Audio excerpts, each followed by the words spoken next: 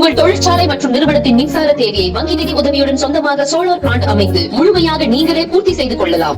Velan infra project private limited, Chennai. Call 9842252166. தினம்தோறும் விளக்கேற்ற நல்ல எண்ணெய் இதயம் நல்லெண்ணெய்.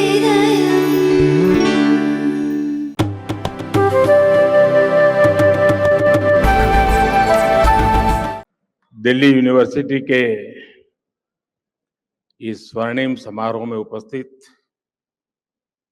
देश के शिक्षा मंत्री श्री धर्मेंद्र प्रधान जी, ड्यू के वाइस चांसलर श्रीमान योगेश सिंह जी, सभी प्रोफेसर, शिक्षकगण और सभी मेरा युवा साथी, आप लोगों ने मुझे जब ये निमंत्रण दिया था तभी मैंने तय कर लिया था कि मुझे आपके यहाँ तो आना ही है।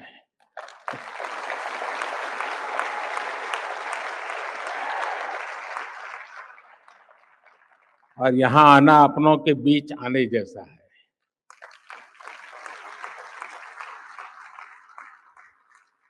अब 100 साल की ये फिल्म हम देख रहे थे दिल्ली यूनिवर्सिटी की दुनिया को समझने के लिए। सिर्फ ये दिग्गजों को देख लेते तो भी पता चल जाता है कि दिल्ली यूनिवर्सिटी ने क्या दिया है।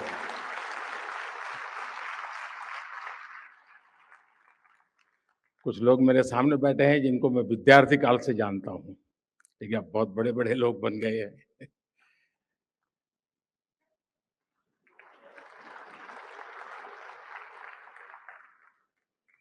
और मुझे अनुमान था कि मैं यहाँ जाऊंगा तो मुझे इन सब पुराने साथियों से मिलने का जरूर अवसर मिलेगा और मुझे मिल रहा है।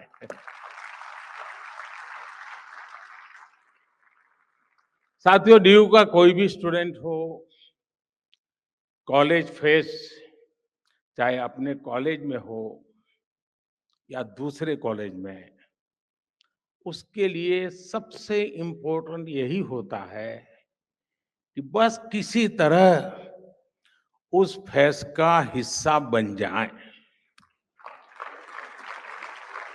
मेरे लिए भी ये ऐसा ही मौका है।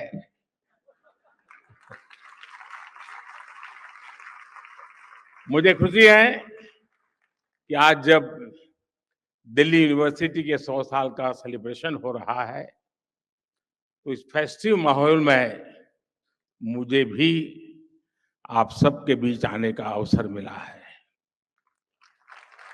और साथियों, कैंपस में आने का आनंद भी तभी होता है जब आप कलीग के साथ आए।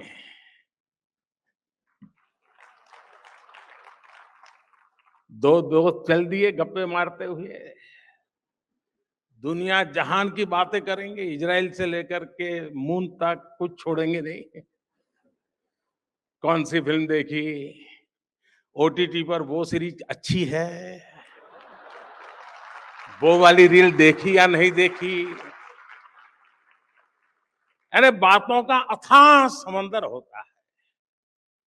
इसलिए मैं भी आज आपकी ही तरह दिल्ली मेट्रो से अपने युवा दोस्तों से गपशप करते करते यहां पहुंचा हूं।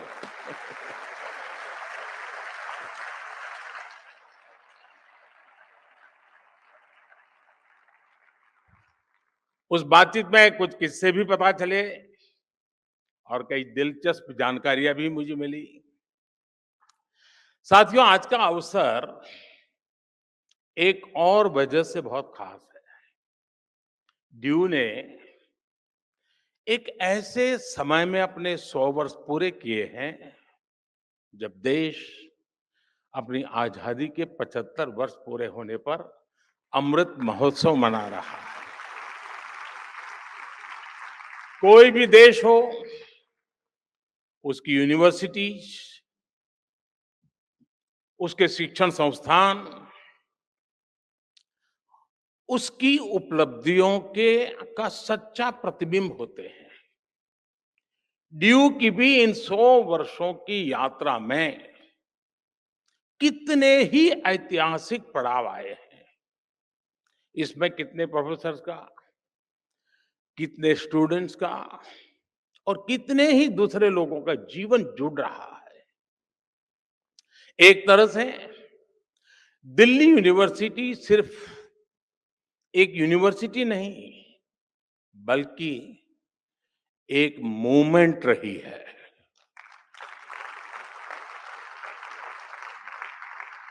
इस यूनिवर्सिटी ने हर मोमेंट को जिया है। इस यूनिवर्सिटी ने हर मोमेंट में जान भर दी है। मैं इस ऐतिहासिक अवसर पर यूनिवर्सिटी के सभी प्रोफेसर्स और स्टाफ को, सभी स्टूडेंट्स और एल्यूमनाई को हृदय से बहुत-बहुत बधाई देता हूं। साथियों, आज इस आयोजन के जरिए यहां नए और पुराने स्टूडेंट्स भी साथ मिल रहे हैं। स्वाभाविक है, कुछ सदाबहार चर्चाएं भी होगी। नॉर्थ कैंपस के लोगों के लिए कमला नगर, हडसन लाइन और मुखर्जी नगर से जुड़ी यादें,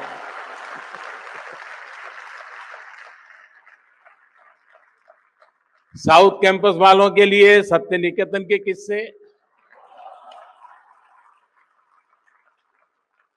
आप चाहे जिस ईयर के पास आउट हो, 2 ड्यू वाले मिलकर इन पर कभी भी घंटों निकाल सकते हैं।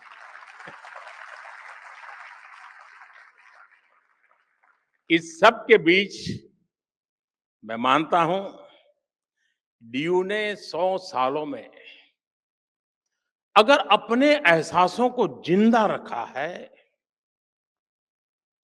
तो अपने मूल्यों को भी जीवंत रखा है। निष्ठा धृति सत्यम, यूनिवर्सिटी का ये ध्येय वाक्य अपने हर एक स्टूडेंट के जीवन में गाइडिंग लैंप की तरह है। साथियों, हमारे यहां कहा जाता है, ज्ञान वानेन सुखवान, ज्ञान वानेव जीवति, ज्ञान वानेव बलवान, तस्मात् ज्ञान मयो भव। अर्थात जिसके पास ज्ञान है वही सुखी है, वही बलवान है और वास्तव में वही जीता है जिसके पास ज्ञान है। इसलिए जब भारत के पास नालंदा जैसे विश्वविद्यालय थे, तब भारत सुख और समृद्धि के शिखर पर था। जब भारत के पास तक्षशिला जैसे संस्थान थे, तब भारत का विज्ञान विश्व को गाइड करता था। भारत की समृद्ध शिक्षा व्यवस्था भारत की समृद्धि की वाहक थी। ये वो समय था जब दुनिया की जीडीपी में बहुत बड़ा शेयर भारत का होता था। लेकिन गुलामी के सैकड़ों वर्षों के कालखंड ने हमारे शिक्षा के मंदिरों को, इन एजुकेशन सेंटर्स को तबाह कर दिया। और जब भारत का बौद्धिक प्रवाह रुका, तो भारत की ग्रोथ भी थम गई। लंबी गुलामी के बाद देश आजाद हुआ। इस दौरान आजादी के भावनात्मक ज्वार को एक मूर्त रूप देने में भारत की यूनिवर्सिटी ने एक अहम भूमिका निभाई थी। इनके जरिए एक ऐसी युवा पीढ़ी खड़ी हुई जो उस समय के आधुनिक विश्व को ललकार सकती थी। दिल्ली यूनिवर्सिटी भी इस मूवमेंट का एक बड़ा सेंटर थी। डीयू के सभी स्टूडेंट्स, वो चाहे किसी भी कोर्स में हो, वो अपने संस्थान की इन जड़ों से जरूर परिचित होंगे। अतीत की ये समझ हमारे अस्तित्व को आकार देती है, आदर्शों को आधार देती है और भविष्य के विजन को विस्तार देती है। साथियों, कोई इंसान हो या संस्थान, जब उसके संकल्प देश के लिए होते हैं तो उसकी सफलता भी देश की सफलताओं से कदम मिलाकर चलती है। कभी डीयू में केवल 3 कॉलेज थे, आज 90 से ज्यादा कॉलेज है। कभी भारत की इकोनॉमी फ्रेजाइल के लिस्ट में थी, खस्ता हाल थी। आज भारत दुनिया की टॉप 5 इकोनॉमीज में शामिल हो चुका है।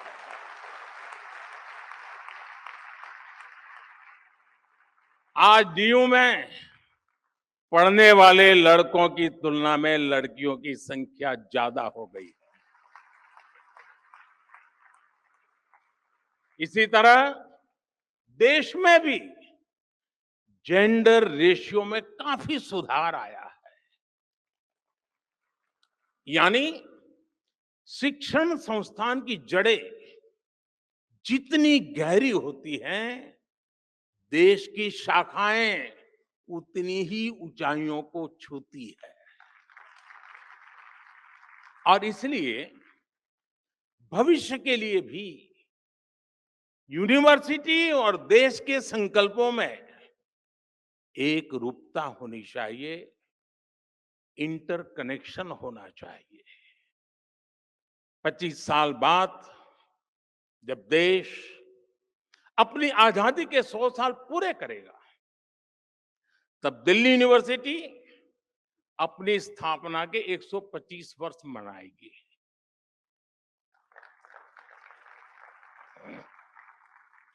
तब लक्ष्य था भारत की स्वतंत्रता।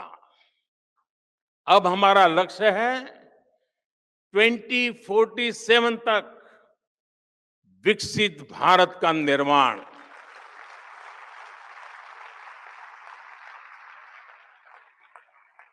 पिछली शताब्दी के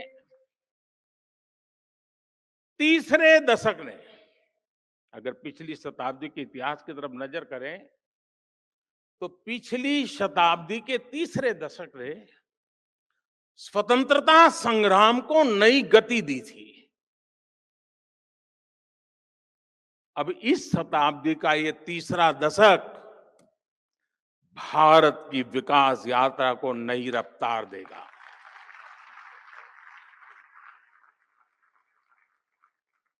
आज देश भर में बड़ी संख्या में यूनिवर्सिटी, कॉलेज बनाए जा रहे हैं।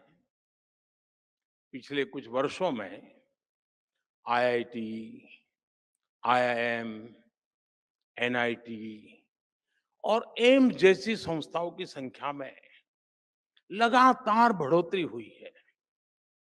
ये सभी इंस्टीट्यूट्स न्यू इंडिया के बिल्डिंग ब्लॉक्स बन रहे हैं। साथियों, शिक्षा सिर्फ सिखाने की प्रक्रिया नहीं है, बल्कि ये सीखने की भी प्रक्रिया है। लंबे समय तक शिक्षा का फोकस इसी बात पर रहा कि छात्रों को क्या पढ़ाया जाना चाहिए, लेकिन हमने फोकस इस बात पर भी शिफ्ट किया कि छात्र क्या सीखना चाहता है।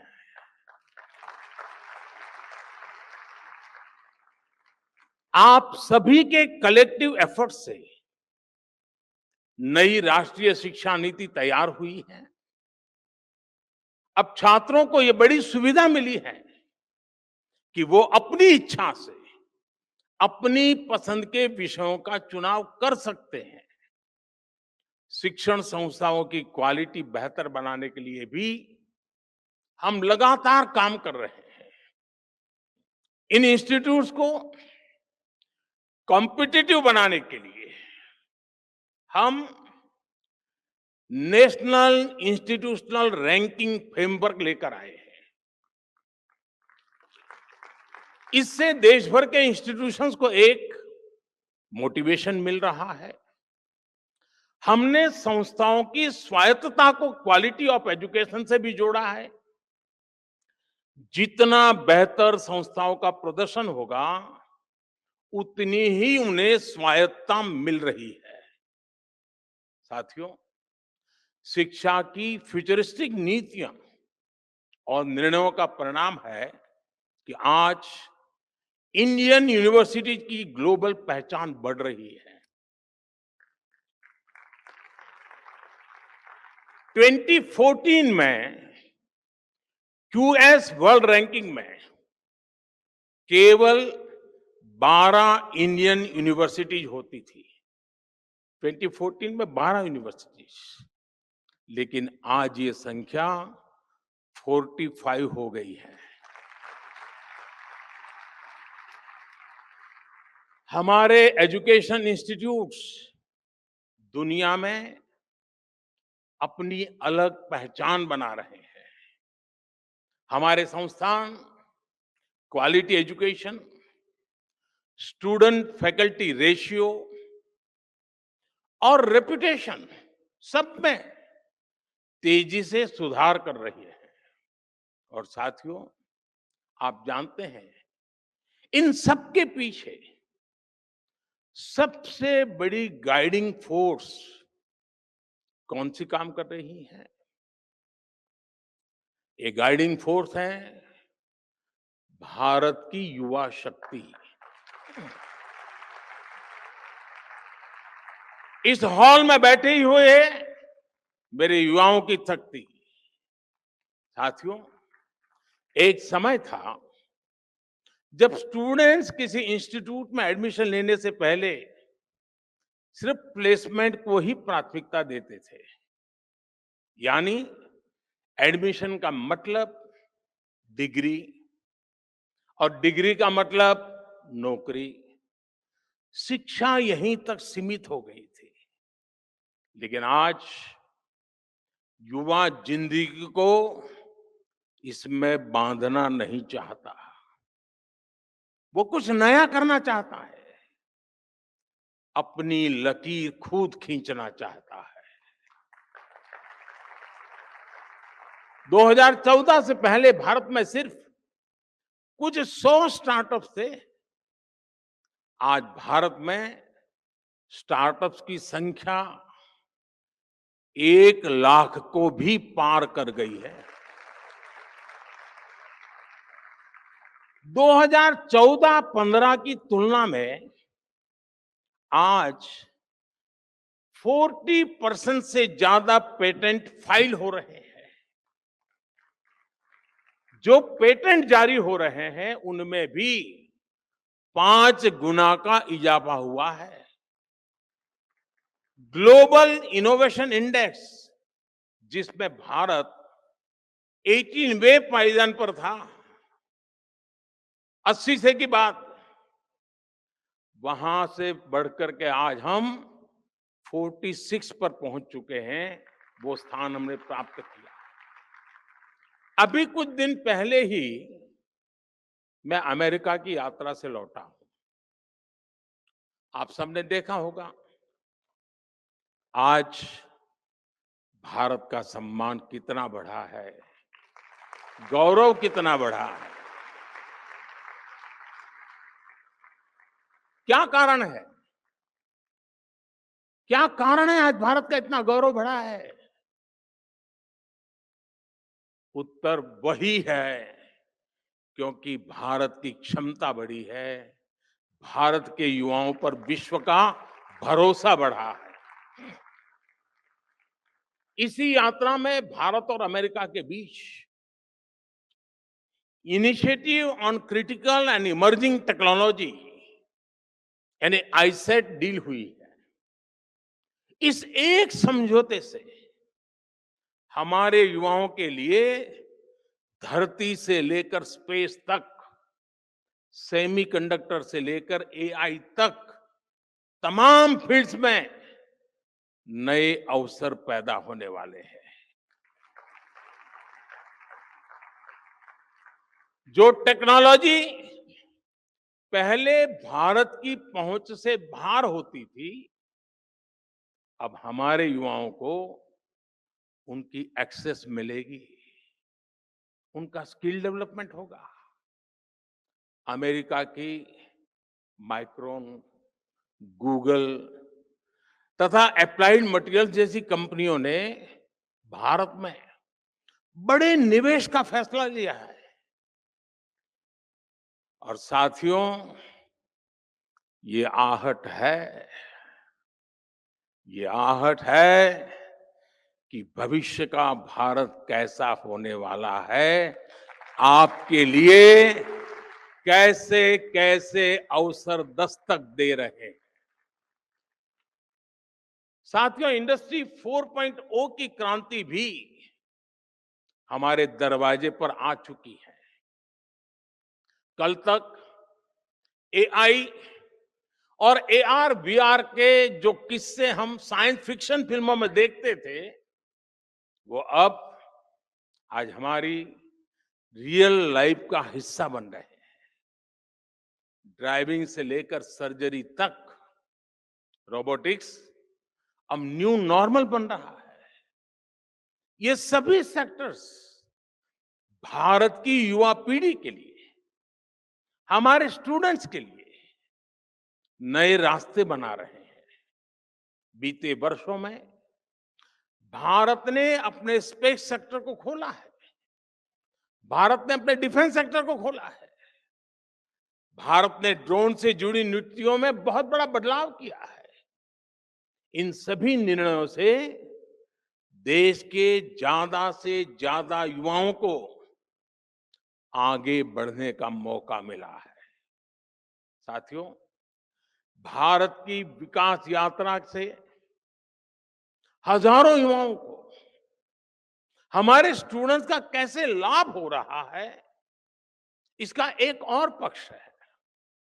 आज दुनिया के लोग भारत को, भारत की पहचान को, भारत की संस्कृति को जानना चाह रहे हैं।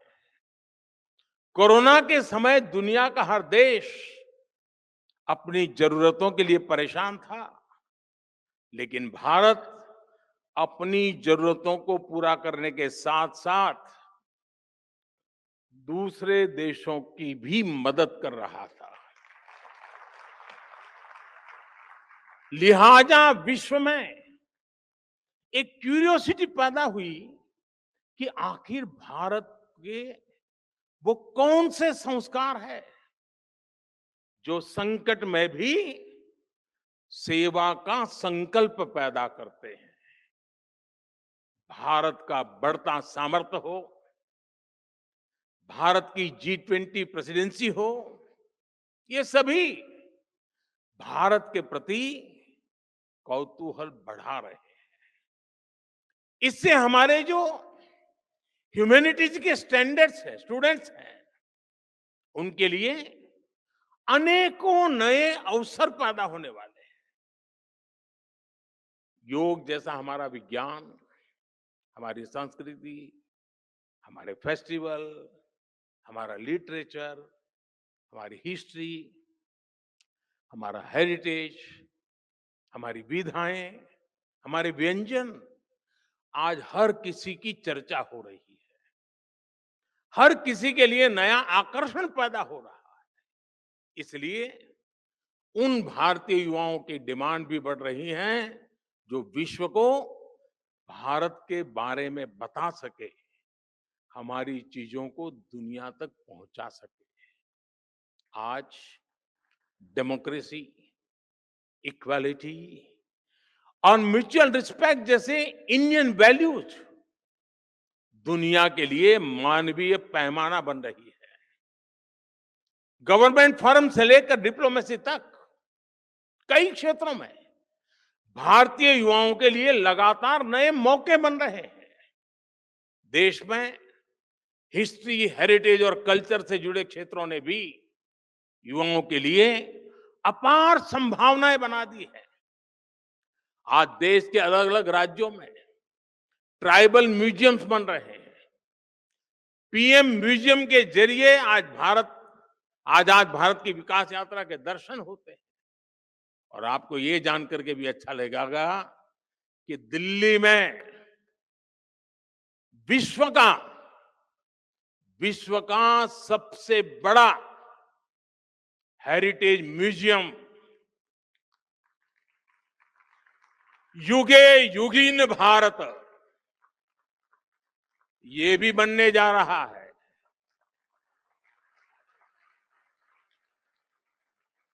कला, संस्कृति और इतिहास से जुड़े युवाओं के लिए पहली बार पैशन को प्रोफेशन बनाने के इतने अवसर पैदा हो रहे हैं। इसी तरह आज दुनिया में भारतीय टीचर्स की अलग पहचान बनी है। मैं ग्लोबल लीडर से मिलता हूं, उनमें से कई अपने किसी न किसी इंडियन टीचर से जुड़े किस्से बताते हैं और बड़े गौरव से बताते हैं। भारत की ये सॉफ्ट पावर इंडियन यूथ की सक्सेस स्टोरी बन सकती है। इस सब के लिए हमारी यूनिवर्सिटीज को, हमारे इंस्टीट्यूशंस को तैयार होना है, अपने माइंडसेट को तैयार करना है। हर यूनिवर्सिटी को अपने लिए एक रोड मैप बनाना होगा, अपने लक्ष्यों को तय करना होगा। जब आप इस संस्थान के 125 वर्ष मनाए, तब आपकी गिनती वर्ल्ड की टॉप रैंकिंग वाली यूनिवर्सिटी में हो, इसके लिए अपने प्रयास बढ़ाएं। फ्यूचर मेकिंग इनोवेशंस आपके यहां हो, दुनिया के बेस्ट आइडियाज और लीडर्स आपके यहां से निकले, इसके लिए आपको लगातार काम करना होगा। लेकिन इतने सारे बदलावों के बीच आप लोग पूरी तरह मत बदल जाइएगा। कुछ बातें वैसी ही छोड़ दीजिएगा भाई।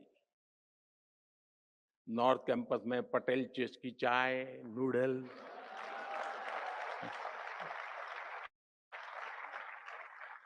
साउथ कैंपस में चाणक्य आज के मोमोज, इनका टेस्ट न बदल जाए, ये भी आपको इंश्योर करना होगा। साथियों, जब हम अपने जीवन में कोई लक्ष्य तय करते हैं, तो उसके लिए पहले हमें अपने मन मस्तिष्क को तैयार करना होता है। एक राष्ट्र के मन मस्तिष्क को तैयार करने की ये जिम्मेदारी उसके एजुकेशन इंस्टीट्यूट को निभानी होती है। हमारी नई जनरेशन फ्यूचर रेडी हो, वो चैलेंजेस को एक्सेप्ट करने और फेस करने का टेम्परामेंट रखती हो। ये शिक्षा संस्थान के विजन और मिशन से ही संभव होता है। मुझे विश्वास है दिल्ली यूनिवर्सिटी अपनी इस यात्रा को आगे बढ़ाते हुए इन संकल्पों को जरूर पूरा करेगी। इसी के साथ आप सभी को इस शताब्दी वर्ष की यात्रा को जिस प्रकार से आपने आगे बढ़ाया है, उसे और अधिक सामर्थ्य से और अधिक शानदार तरीके से और अधिक सपने और संकल्पों को लेकर के सिद्धि को प्राप्त करने का रास्ता बनाते हुए आगे बढ़े। सिद्धियां आपके कदम चूमती रहें, आपके सामर्थ्य से देश बढ़ता रहे, इसी कामना के साथ आप सबको बहुत बहुत शुभकामनाएं। धन्यवाद।